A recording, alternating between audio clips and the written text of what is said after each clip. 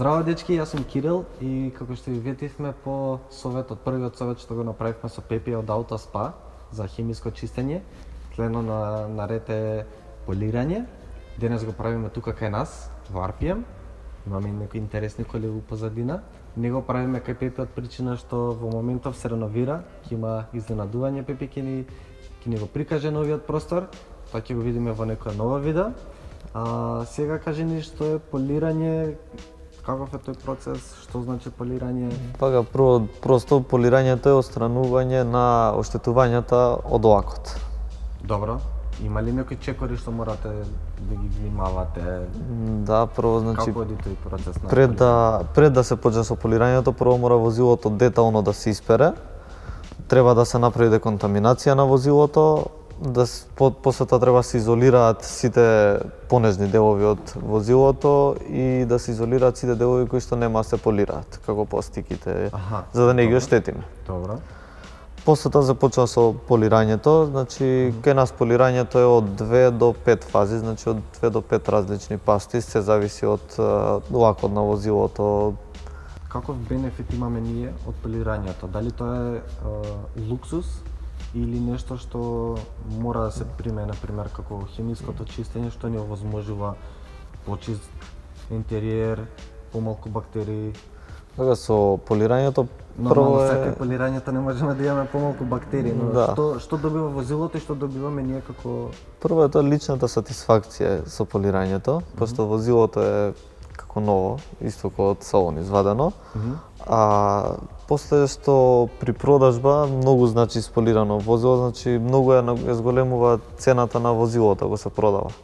Бидејќи прво да кажеш дека полирањето тука има дава некој бенефит, помага при продавање? Многу помага бидејќи ти кога одиш да купуваш кола, кога ќе видиш ако е штетена, реално, првиот поглед, првиот поглед на колата кога е како нова, одма е. Дали си имал некој пример личен што можеби навистина помогнало и знаеш дека луѓето го Да, имав, нема да кажам за кое возило се работи ни за кој салон, но просто муштеријата сакаше да го замени возилото старо за ново во салон. Пред да го донесе кај нас, отиде, му дадоа понуда колку би му го откупиле возилото. Од кога го донесе кај нас возилото, кај нас му го полиравме возилото, му направивме хемиско чистење и репарација на воланот. Кога се врати пак да им го однесе за проценка, му дадоа 15% повисока проценка од првичната. А од тие 15%, треба да се знае дека 30% од прилика 40 нека е да плати он кај нас, од тие 15. Не е само личната сатисфакција полирањето, туку и навистина помага во продажбата. Издигнување на вредноста на секој возило. Дефинитивно. Добро. Какви машини и крпи и воопшто какви средства се користат за полирање? Дали јас лично гледам многу видеа околу деталното средување на колите. Се надевам дека ќе ги гледам повторно некои наши видеа што ќе ги правиме во иднина и ќе можам да научам нешто плюс, исто така и вие, но кажи ми дали можам јас како Кирил да си отидам во продавница, си купам обично средство и да го имам истиот ефект или тоа се некои други машини и средства? Вака средствата и полирпастите у случај што се продаваат во продавници за автогалантерија се непрофесионални. Значи тие се направени за да аматери како мене. Да не може да го штетите возилото. Пошто со професионалните можете лесно да се оштети возилото. Добро. И машините се нормално. Ние работиме со професионални машини од брендот Flex, кој што има многу разлика од други машини. У некој од наредните видеи тоа ќе го покажеме, еве нека биде тоа најава за нов наредна, совет. За нов совет. Добро, Пепи спомна оштетување.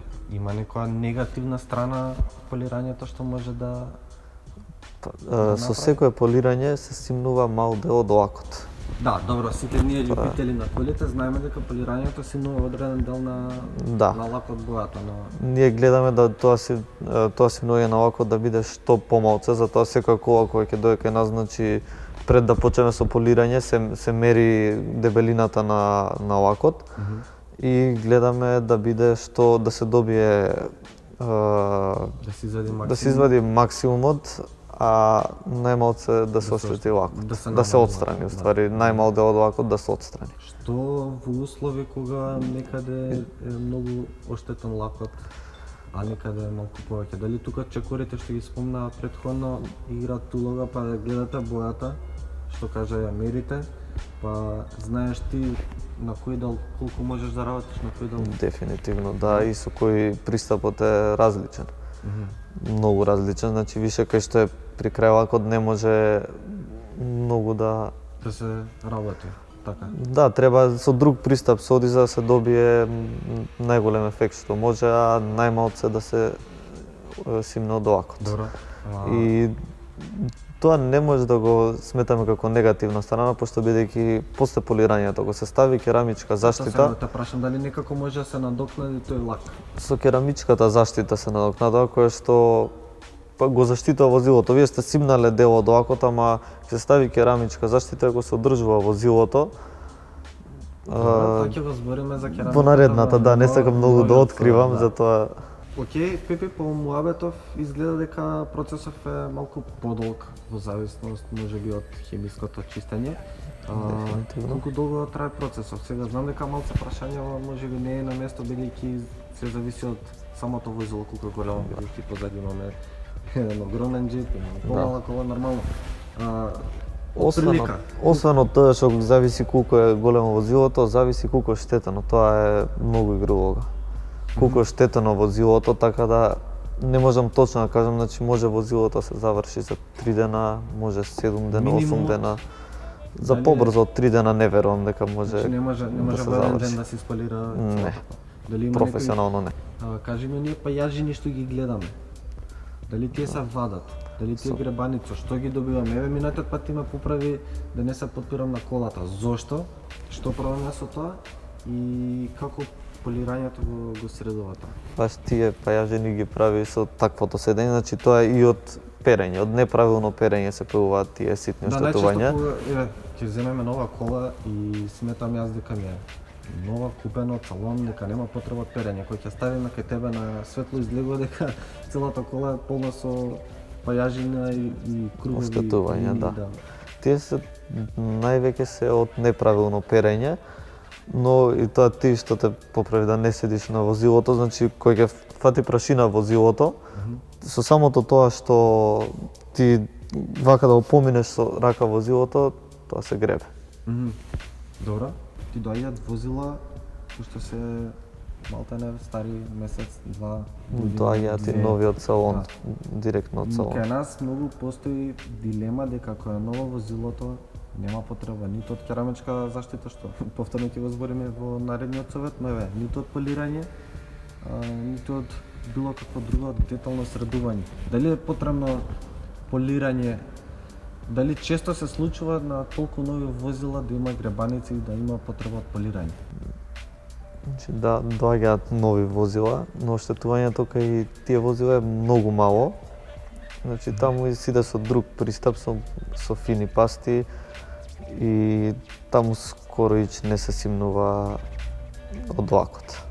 Значи тоа е да се исполира за и тие најситни оштетувања да се отстранат, да се зголеми сјајот на возилото, за да може да се стави керамичка заштита. Од што ги добиваат тие гребаници? Во салоните ги перат возилата кои ќе ги донесат. Значи тоа е од перење. Не викам дека во сите салони, но се случува и во некои салони да. Такви ситни гребаници што ги гледаме на сонце најчесто се од перење? Од неправилно перење, да.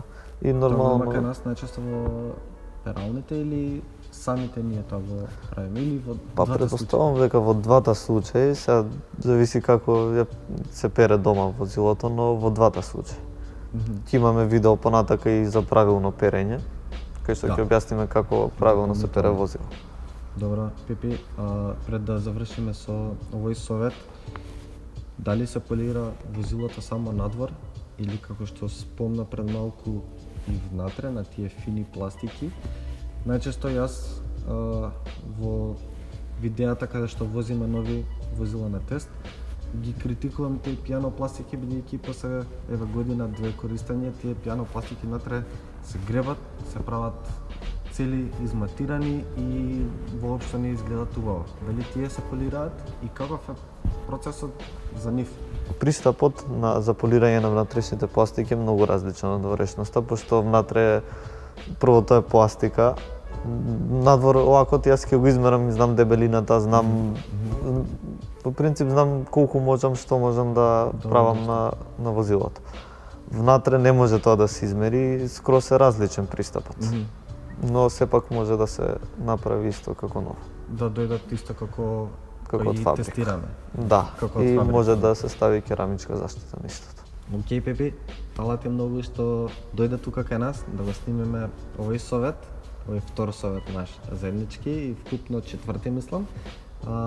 Се гледаме многу наскоро со нови совети за керамичка заштита, за правилно очистење и ќе имаме уште неколку други изненадувања што дополнително ќе ги кажеме.